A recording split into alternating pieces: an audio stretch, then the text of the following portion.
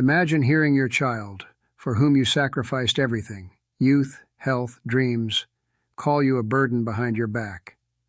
Worse, they're plotting to take your home and send you to a nursing home while you're still full of life. What would you do?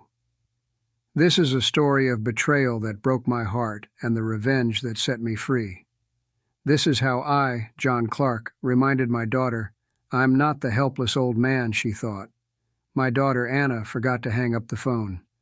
I overheard her and her husband Victor discussing how it was time to put me in a nursing home. He's become a burden, Victor said coldly, his voice cutting like a blade into my chest. Anna, my little girl I rocked to sleep and worked to exhaustion for, agreed. The house is worth $900,000. We could buy that villa in Boulder with the mountain view. At that moment, something inside me snapped, like the last thread tying me to my family. I sold the house for $890,000. They came back from their business trip smiling, certain everything was under control. But a surprise awaited them. Their keys didn't fit the lock.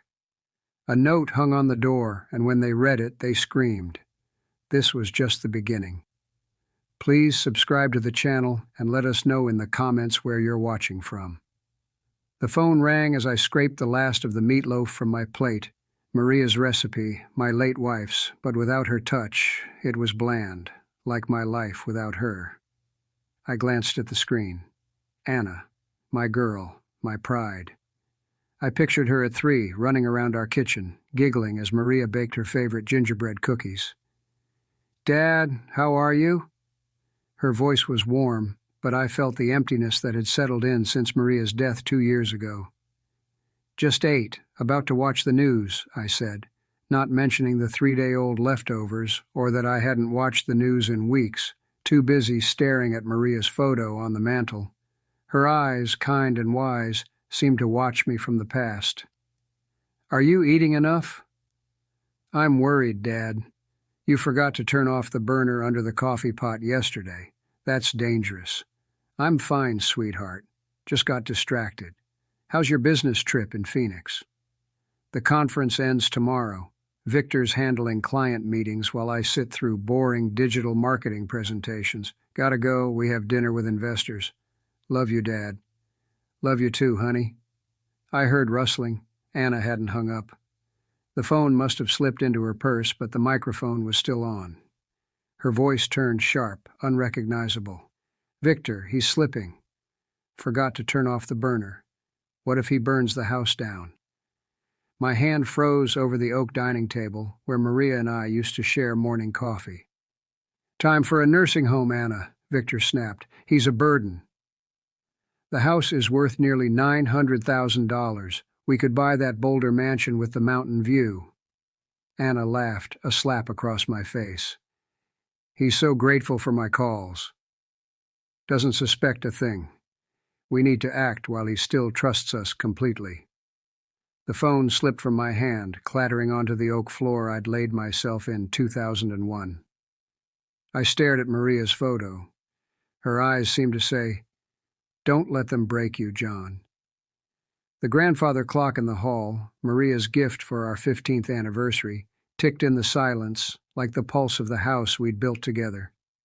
I remembered 1999, taking out loans, eating beans and rice to afford this home, working nights to install the granite countertop Maria picked for its golden veins that reminded her of sunsets. All for Anna, for her future.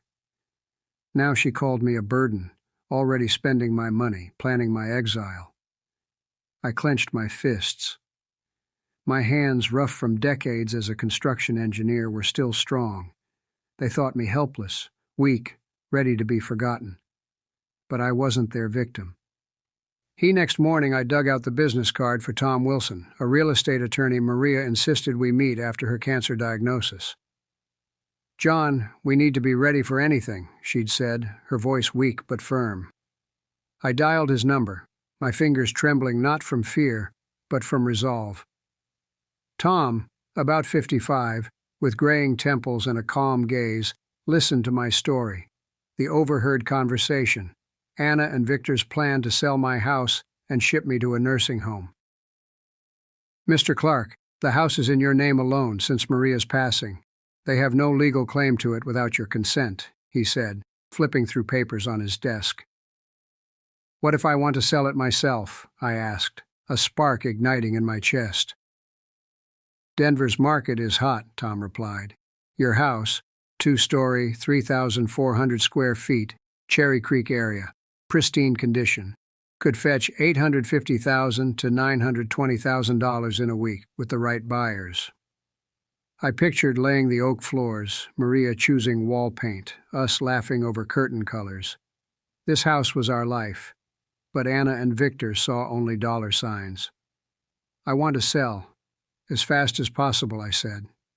Tom nodded, unfazed. I can have everything ready in 24 hours. But John, this is a big step. Are you sure? I glanced at his family photo on the desk. Wife, 2 kids, a dog. The normal life Maria and I tried to build. I'm sure. They think I'm weak. Time to show them how wrong they are. I contacted Brian Davis, a realtor whose name popped up in reviews for quick sales. He arrived that afternoon, sharp in a suit, tablet in hand, with a professional smile. Mr. Clark, this house is a gem, he said, admiring the living room where sunlight streamed through the bay window I'd built for Maria. She loved reading there on Sundays, with tea and a book. Original oak floors, custom kitchen with granite countertops, investor's dream. I can sell it for $890,000 in 10 days. I remembered installing that countertop by lamplight, pushing through exhaustion to stay on budget. Maria would bring coffee, kiss my temple and whisper, John, don't overwork. Anna deserves the best, but you're my heart. Now Anna wanted to sell that heart for a mountain villa. Do it, I told Brian. The next day, we signed the contract. A group specializing in high-end rentals approved the purchase. Closing was set for 10 days. Brian was thrilled. They're paying cash, no inspections, no delays. Your house is in perfect shape, John.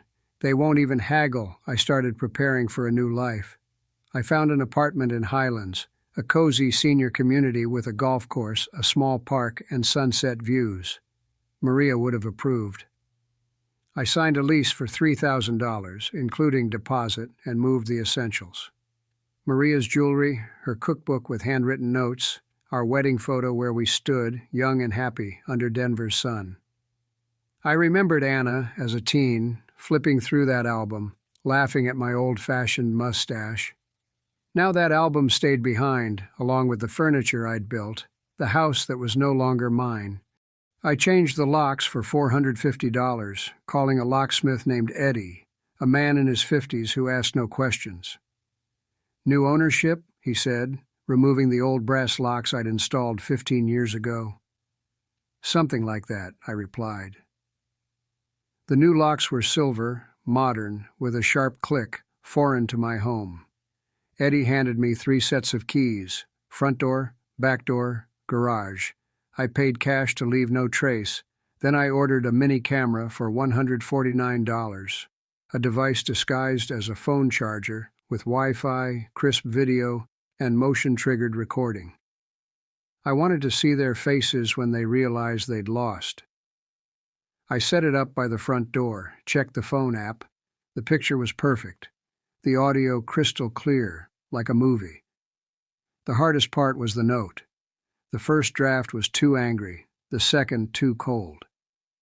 On the third try, I found the right tone, dignified but devastating.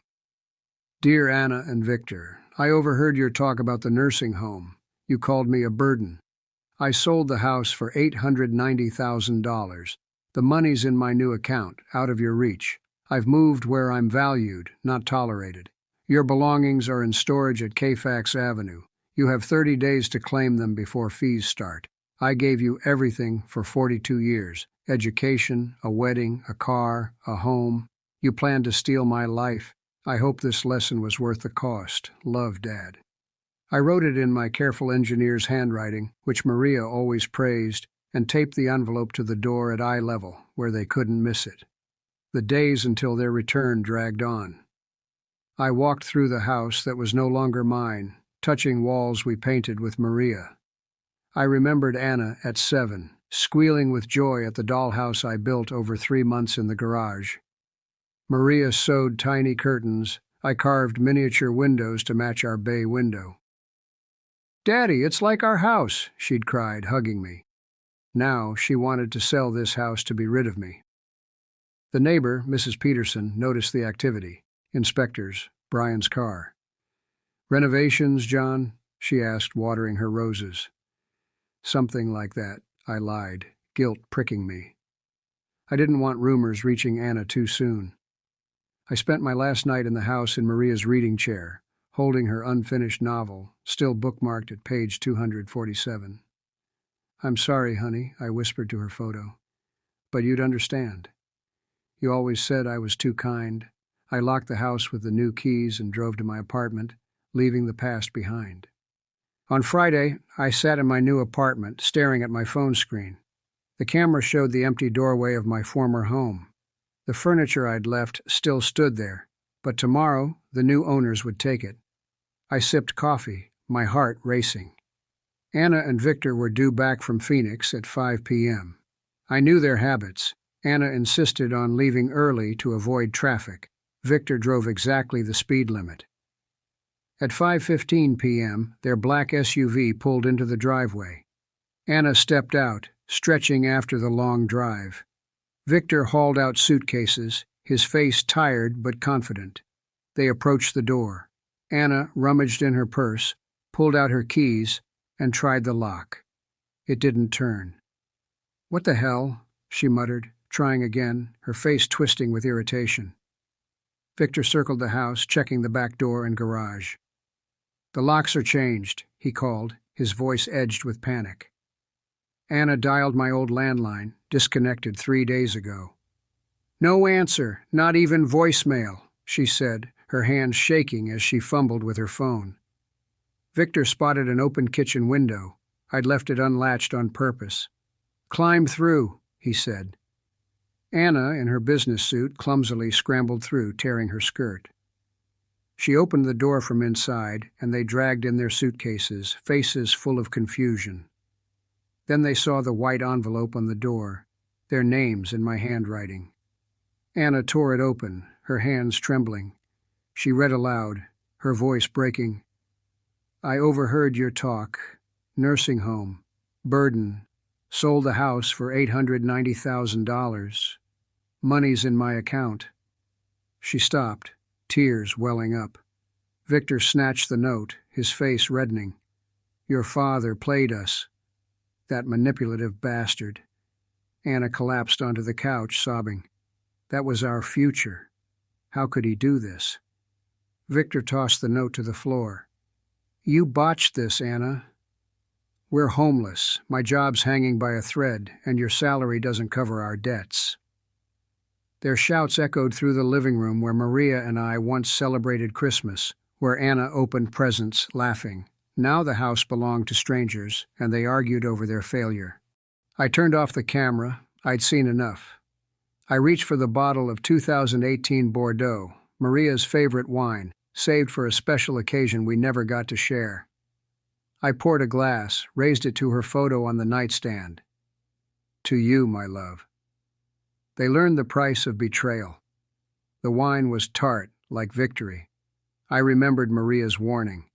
"John, don't give Anna so much she forgets to be grateful." I hadn't listened then, but now she'd learned a lesson she'd never forget. The next day, I sat at Brews and Views, a cafe 3 blocks from my apartment. The barista, Sarah, with purple streaks in her hair, remembered my order. Black coffee, no sugar. "New to the area?" she asked, smiling. "Just moved in." "Starting fresh," I said, watching people outside walk dogs and push strollers, living the normal life Maria and I cherished. I opened my laptop and searched for banks to transfer the $890,000. Colorado Community Bank stood out, small, focused on personal service. I called their manager, David Morrison. "Mr. Clark, we'd be delighted to handle a deposit of that size," he said, his voice brimming with professional enthusiasm. I transferred the funds, signed the papers, and became client number 847,293. My money was safe, far from Anna and Victor's grasp. That evening, I sat in my new chair in a small apartment that smelled of fresh paint and cleaning products. It wasn't our home, filled with memories, but it was mine, my choice. I placed Maria's photo on a shelf. "We did it, honey," I whispered. For the first time since her death, I felt not pain, but freedom. With $890,000 in the bank, a new apartment, and a future that belonged only to me, I was ready for a new chapter. Anna tried calling me later, her texts coming from unknown numbers. I deleted them without reading. They thought I'd stay their grateful, manageable father. Pause 1 second. But John Clark had walked out of their lives, leaving only a lesson: don't betray the one who gave you everything. The Denver skyline glowed gold in the sunset outside my window. Somewhere in the city, Anna and Victor were facing the consequences of their cruelty. In my former home, they were learning their burden had become their biggest problem. I was no longer anyone's burden. I was my own man again, with my own money, my own choices, and an open road ahead. If you enjoyed this story, please like the video, subscribe to the channel, and share your thoughts in the comments. What would you have done in my place?